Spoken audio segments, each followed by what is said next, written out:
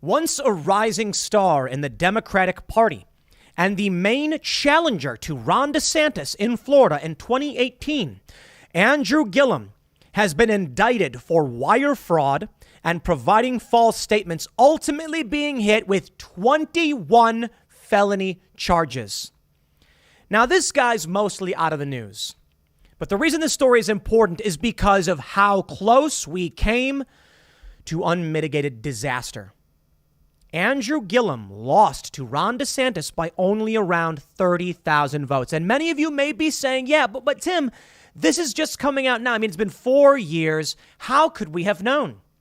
Gillum has been accused of corruption for years now.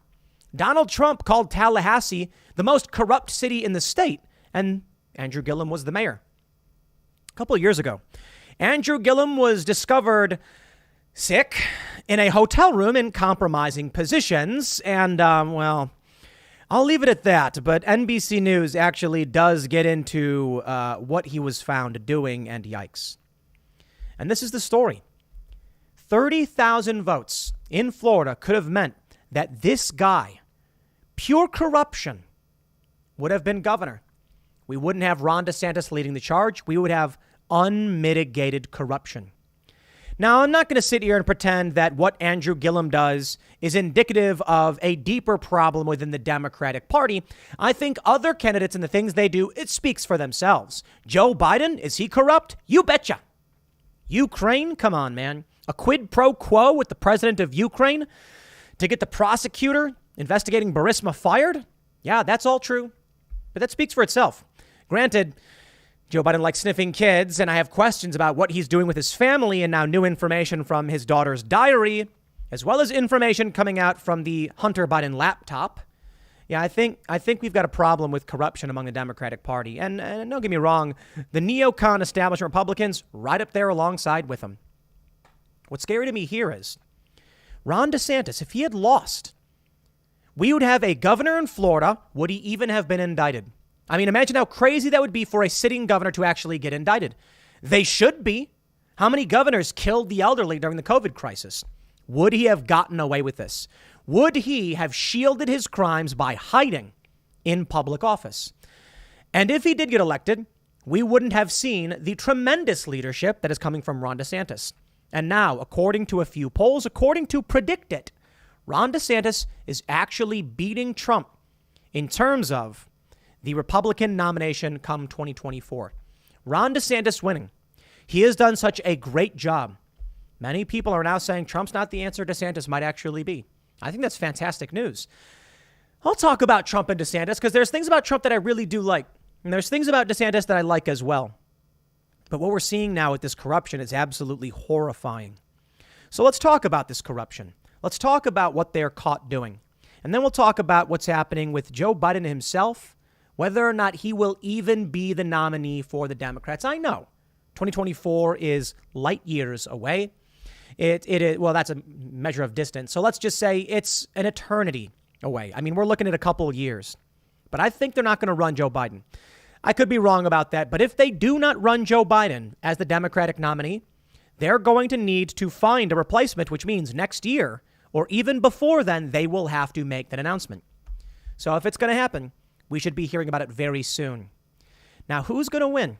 Ron DeSantis or Trump? DeSantis apparently won't run if Trump does.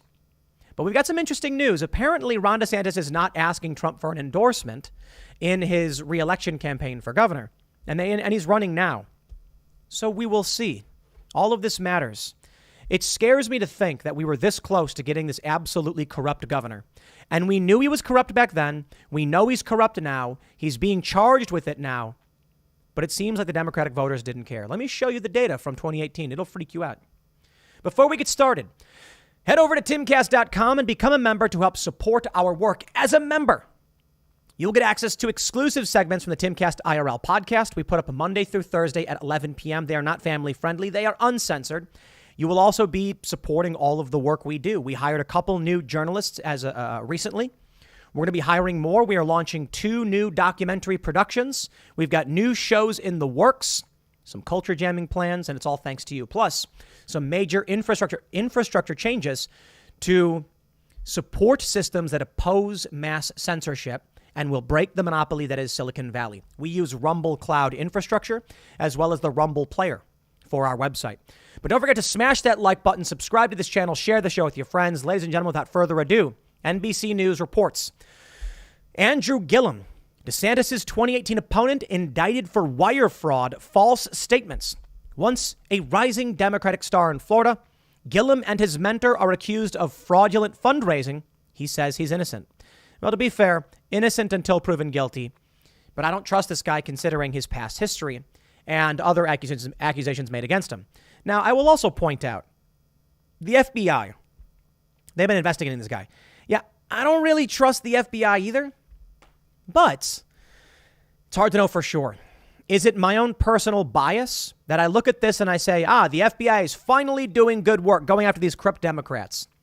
Is that my bias against Democrats? Or should I just maintain the bias against the FBI and say, I don't trust them to actually do good, to do right? And maybe Gillum really isn't innocent. You know, I think that the latter doesn't make sense. And I got to say, credit to the FBI. Maybe, I think it's fair to say, you know, we've got a lot of security issues going on here, and I'm frustrated. I'm assuming that they're investigating it, and maybe it just takes time. To be fair, it just takes time. And I shouldn't come down on those who are probably doing the good work to actually uncover the stuff.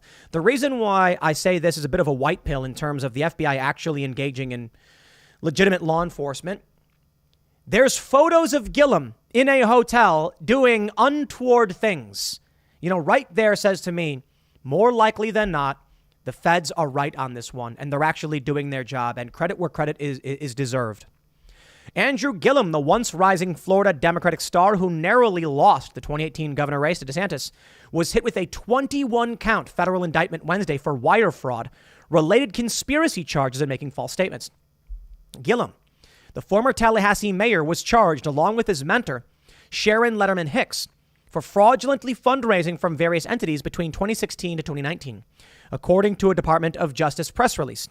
The Justice Department said the two allegedly diverted some of the money to a company controlled by Letterman Hicks, who fraudulently disguised the funds as payroll payments to Gillum. That seems extremely cut and dry. In a written statement, Gillum and his lawyers proclaimed his innocence.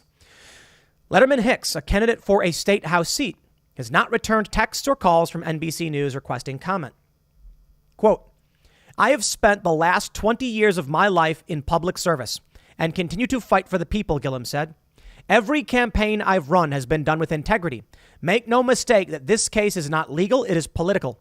Throughout my career, I have always stood up for the people of Florida and have spoken truth to power. There's been a target on my back ever since I was the mayor of Tallahassee. They found nothing then, and I have full confidence that my legal team will prove my innocence now. Okay, I mean, innocent until proven guilty. I want to see hard evidence. I want to see a jury of his peers come to a decision. If that decision is acquittal, so be it. I do not like the condemnation before a trial has commenced or concluded. I just don't trust Gillum. The indictment marks a new low for Gillum, a married father of three who withdrew from public life as a political leader and a paid CNN commentator after a March 2020 sex scandal involving a suspected male overdose victim in a South Beach hotel. You see, oh man. At the time, Gillum said he was abusing alcohol as he coped with his loss to DeSantis. But campaign finance records and a leaked criminal subpoena in 2019 showed that Gillum also faced the pressure of an FBI investigation. Two sources with whom Gillum spoke Tuesday told NBC News that he began phoning friends frantically about the criminal case when he was informed that his indictment was imminent. Neither would speak on the record because they weren't authorized to speak on his behalf. They said Gillum rendered himself to prosecutors at 10 a.m. and that his indictment could be unsealed at 1 p.m. Eastern time. He makes his first appearance at 2 p.m. according to the DOJ. He's down, he's sad, he feels beat up, one of the sources said. Both face 19 counts of wire fraud and conspiracy to commit wire fraud. Each charge carries a maximum 20-year mandatory minimum. Gillum faces 2 additional charges of lying to investigators, each charge of which carries a maximum 5-year sentence. According to the indictment, the FBI began to sniff out the alleged scheme of Gillum and Letterman Hicks in 2016, when he was mayor and undercover agents investigating corruption in the city were steered to him. The two allegedly used his position as mayor, as a progressive activist, and then as a top candidate for governor to skim money from a variety of individual donors and nonprofits, fraudulently pretending to perform voter outreach or to fight for local government rights while pocketing the cash, even after his campaign for governor ended in 2018. Gillam's decision to resign from his job at the liberal group People for the American Way in early 2017, was particularly stressful for him, the indictment said, because he could not absorb the loss of a $122,500 annual salary. According to the indictment, he and Letterman Hicks then arranged for more money to flow through her communications business, P&P Communications, which paid him as an employee or as a contractor. Very, very interesting. Yeah, look, I don't trust this guy at all. And I gotta say, the FBI started sniffing around in 2016. It's been 6 years and they finally dropped the indictment. It takes a long time. Okay. I know many people don't want to hear it, but the FBI deserves some credit here. They deserve credit for actually digging into this. There are questions about January 6th and what the FBI is doing. And I understand the argument. They're concerned that people stormed the Capitol during the counting of the electoral votes because they believed things that were not true. Or many of them were just angry. I think what's happening in these D.C. jails is abhorrent and terrifying. And I believe the federal government, well, they overreach way too often. I'm not a fan of the FBI as a whole, but I should recognize, and I think it's fair to say, when they investigate corruption, they uncover corruption, they accuse people of corruption. I'm interested in seeing the evidence, and I lean towards, I'm glad the FBI is digging in. I don't believe this guy. Let me show you this. Let me show you this from Politico. 49.6% of the vote in 2018 for Ron DeSantis. 4,076,186 votes. Andrew Gillum got 49.2%. 4,043,723. Ron DeSantis almost lost. We know DeSantis is a great governor. We know he's doing so well, the people of Florida are like, keep your hands off my governor, because we want him to run for president, or at the very least, vice president along with Trump. If they're going after Gillum, they're not going after DeSantis. I got to say that my biases, and they exist, lean towards Andrew Gillum is likely corrupt. The FBI is likely doing the right thing. I would imagine the establishment would be furious with DeSantis. He's defied Joe Biden. He's insulted Joe Biden. He's mocked the establishment and the woke cult. They have every reason to go up against him. Instead, they're going up against the guy who lost to him. Why? I'm sure there's a million and one conspiracy theories you can come up with, but I think the answer is simple. Andrew Gillum has consistently been accused of corruption. So we can go to his Wikipedia page, and we can see corruption and misuse investigations as the mayor of Tallahassee. Going back to 2017, he's been accused of very serious corruption. They say during his mayoral campaign in 2014, Gillum faced allegations of misconduct after hiring private equity investor Adam Corey as the treasurer. Corey is an investor in the Edison, a restaurant that received taxpayer money from the city to help the Cascades Park development project. During an FBI investigation into the matter, city officials stated that Gillum's vote did not constitute a conflict of interest, and Gillum cut ties with Corey. This guy's been long accused of doing wrong. I think the FBI went after him because he's a bad guy and he's corrupt. They're not going after Ron DeSantis because Ron DeSantis is a good guy who's not corrupt. Military experience. I like DeSantis. What can I say? That's my bias. Keep in mind. The Washington Post back in 2018.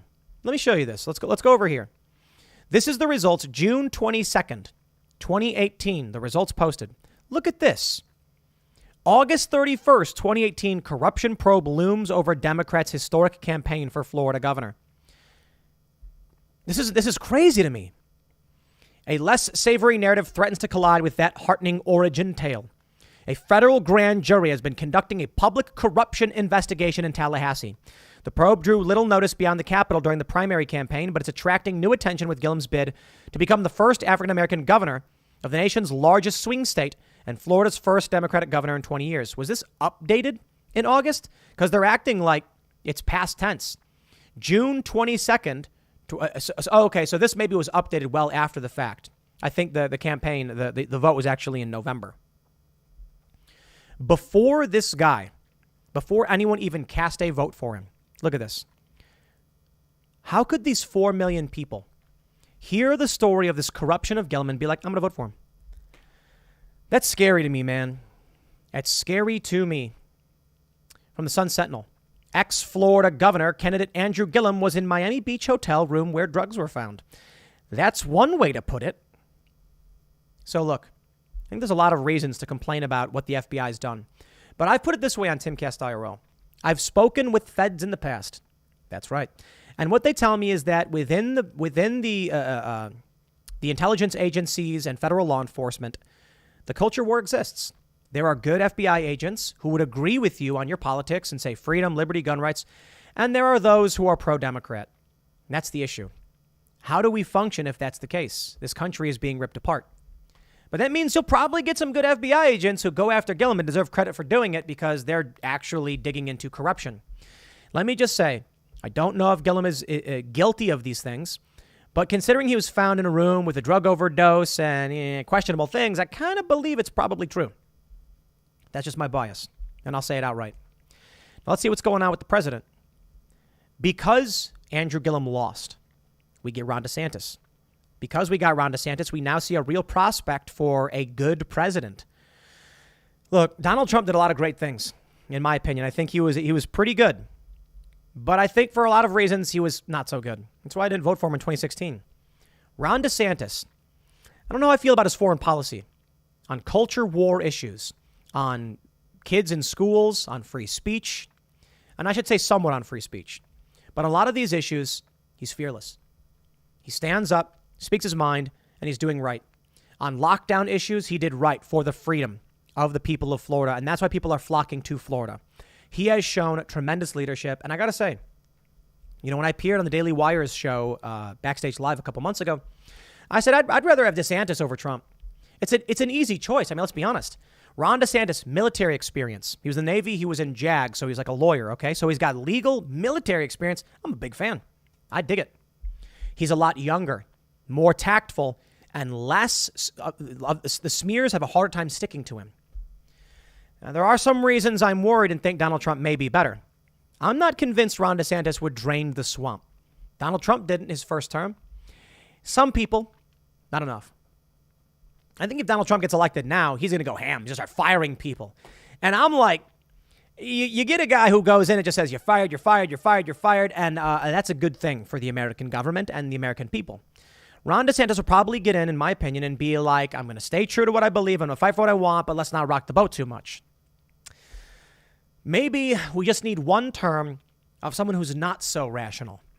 But I got to admit, it's a tough choice because Ron DeSantis, he's doing an amazing job. He really is. Christina Pushaw, his spokesperson, does an amazing job. Christina as press secretary in a DeSantis administration would be incredible. Kayleigh McEnany did wonderfully as well. Check this out. Politico reports. This is this morning. Florida Republican Governor Ron DeSantis has plenty of advantages ahead of his November re-election. More than $100 million in the bank, a growing statewide Republican voter advantage, massive popularity with the conservative base. What DeSantis doesn't need and isn't requesting, former President Donald Trump's endorsement. Interesting. According to 4 people connected to the governor and former president, DeSantis has not asked Trump for a formal endorsement and isn't planning to. It's a clear sign that DeSantis, who more than 4 years ago was a little-known congressman from Northeast Florida, has risen high in the GOP stratosphere. Isn't that crazy? Congressman in Florida, and now the top Republican. Now, Donald Trump may be. I got some polls to show you. DeSantis' reluctance to seek the former president's public support comes as the Florida governor prepares for a likely 2024 White House bid, even if Trump also runs in 2024. Now, that's interesting. That's interesting. Setting up a potential clash between 2 powerful figures. I would love to see that. That's tough, man. I don't know who I'd vote for. I think I'd go for DeSantis, to be completely honest, even though I know I want Trump to drain the swamp. DeSantis is just, he's younger, he's more tactful, he's got military experience. Trump has used his endorsement as a cudgel against Republicans who voted to impeach him after the January 6th riot. And that I enjoy very much.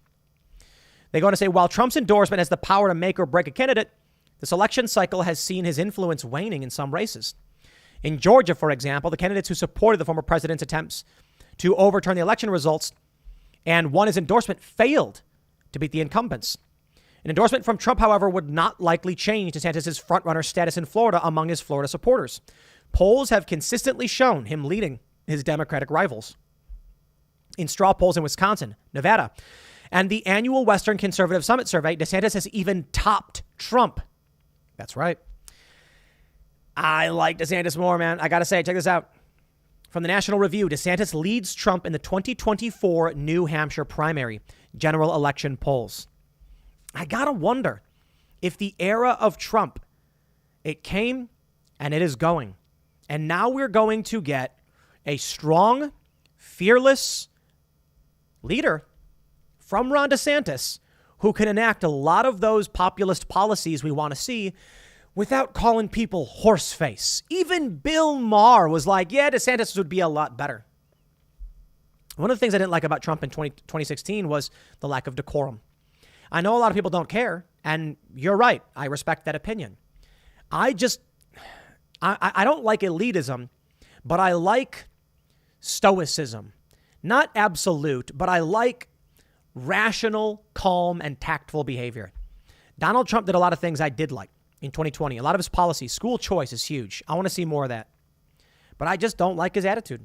A lot of people really did like his attitude. And those that voted for him, they voted for him because they liked what they got. That's exactly what they wanted. And more people voted for him in 2020 than they did in 2016. I think 12 million more people. I was one of them. Notably because, no Joe Biden, please. No. Yeah, but we got Joe Biden anyway. Yo, Ron DeSantis would be legit. Take a look at this. Not only is he winning in the New Hampshire poll, they say this, a new poll shows that support for Florida Governor Ron DeSantis in a hypothetical 2024 GOP presidential contest among likely New Hampshire voters has grown substantially, with DeSantis even boasting a slight lead over former President Donald Trump. The University of New Hampshire survey found that support for DeSantis has more than doubled since last October to 39%. That's amazing. 37% of likely voters said they would vote for Trump. 9% said they would vote for former Vice President Mike Pence. Blech. If Mike Pence is the nominee, I'm out. Because I'm not a conservative. I'm not a Republican. If anything, I'm a libertarian. Because I'll tell you this. If there was a clear shot, actually, I'll put it this way. You know who I really, really would prefer to support for the presidency? Dave Smith of the Libertarian Party of the Mises Caucus. Way better. Dave Smith is fantastic.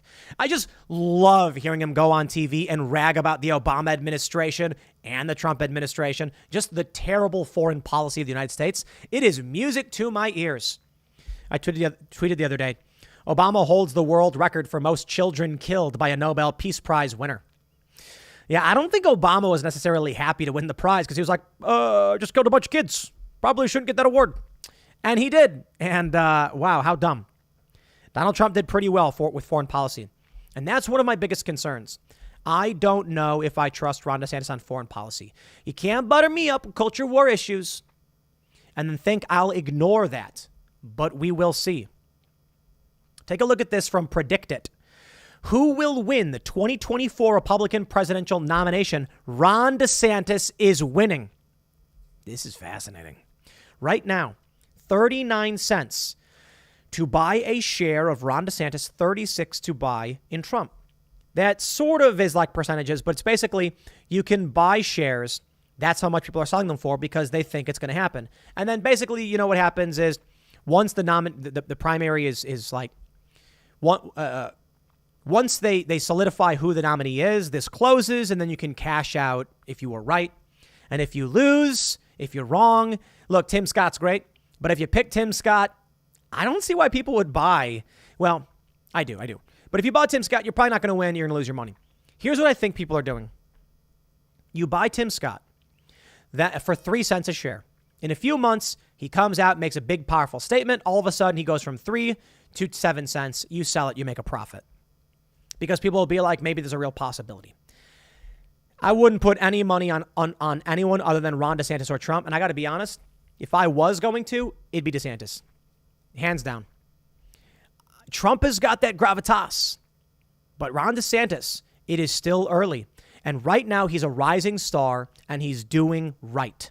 Donald Trump's holding rallies, but I don't know if he's catching that wind the same way he did. And he's an older guy. That youth, for Ron DeSantis, what is he, in his late 40s? Yo, I'm a big fan. I would love to have Ron DeSantis on Timcast IRL because I would love to talk to him about foreign policy. And I'm fairly certain this guy's going to come out and he's going to win over the moderates and the conservatives. But we'll see. Donald Trump is the madman. And I mean that both in the good way and the bad way. We need someone who's going to go in, stand up to the establishment and say, we need 4 years to clean house, fix the problems. Then DeSantis comes in with a clean house. That would be, in my opinion, probably the best case scenario. If Donald Trump is up for it, don't know. We'll see. If Ron DeSantis gets in and cleans house and fires the swamp, we wouldn't have needed that that extra 4 years of Trump. Over at Yahoo News, Trump thinks he'd defeat Florida Governor Ron DeSantis if they face each other in a 2024 presidential run. Trump told the New Yorker, I think I would win. Yeah, I don't know, man. There's a good reason to believe he would. There really is. Over at Newsweek, Ron DeSantis' chances versus Trump if both run in 2024 based on polls and odds. All right, let's see what we got here. Trump comprehensively beat DeSantis in a Chicago Sun-Times poll conducted between June 6th and 7th, 51% to 23%, and by a greater margin of 51% to 18% in a Morning Consult poll. All right, well, okay. Some polls are confident DeSantis. Why? Because time will tell. A lot could happen between now and 2024. But Trump has got that gravitas, man. It's undeniable. Top Democrats jockey for 2024 presidential campaign position. Bernie Sanders is just the most openly ambitious of an emerging field of Democratic hopefuls who are positioning themselves to run for president next time if Biden doesn't. It's worse than that. Democrats are behind the scenes plotting to oust Joe Biden. Bernie Sanders is an old guy. I think he'd do way better than Joe Biden. I think we'd face a lot of problems with Bernie Sanders better than Joe Biden. The fact that they're even discussing this shows they don't think Joe Biden can handle it. I don't think Joe Biden can handle it. But take a look at this. Over at Predict It. Who will win the 2024 Democratic presidential nomination? Joe Biden with 37 cents, Kamala Harris with 18 cents, Pete Buttigieg 14, Gavin Newsom 13. We really don't know. People think it'll be Joe Biden, but Joe Biden will get absolutely crushed. He will lose handily.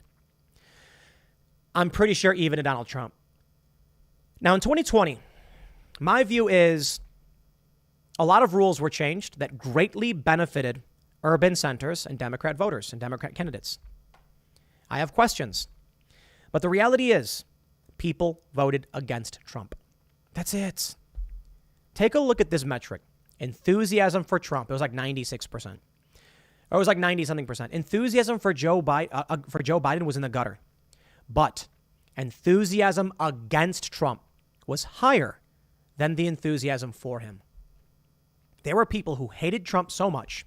They said, I would rather we elect this incapable old man, because that's how much they hated Donald Trump. And they reveled in it. And you know what? I get why they don't like him. Some of these people were lied to by the mainstream media, most of them. Some of them just literally don't like the way Trump carries himself. I get it. I was in, where was I? Dallas? I was going to, wherever the Blaze is. I was going to do the Glenn Beck's show. I'm in the Uber, and the Uber driver says that he voted for Trump. He likes Trump, but man, he wished Trump would just shut up. And I'm like, wow. A lot of people feel that way. The diehard Trump supporters, I think don't necessarily get it. Some of them do. I'm not saying they're ignorant to this, but a lot of them say they like that Trump speaks this way because he's pushing back and sort of giving the finger to the establishment.